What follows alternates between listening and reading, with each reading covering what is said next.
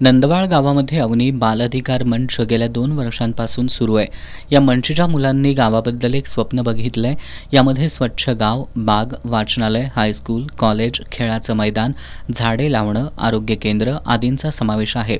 हे स्वप्न पूर्ण होण्यासाठी ग्रामपंचायत आणि लोकसहभाग महत्त्वाचा आहे। म्हणूनच याबाबतच्या मागण्यांचं निवेदन लोकनियुक्त सरपंच अमर कुंभार यांना देण्यात आलं। यावेळी उपसरपंच तानाजी कांबळे आणि ग्रामविकास अधिकारी प्रियांका पाटील उपस्थित होते। अवनीच्या अध्यक्ष अनुराधा भोसले यांच्या मार्गदर्शनाखाली हा उपक्रम घेण्यात आला।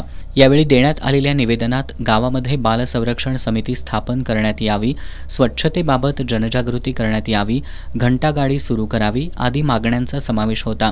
यावेळी बाल अधिकार मंचच्या कार्यकर्त्यांबरोबरच अवनी संस्थेचे जैनुद्दीन पन्हाळकर, विक्रांत जाधव, शाहरुख आटपाडे, कौशल्या आगरे, जयश्री कांबळे आदी उपस्थित होते।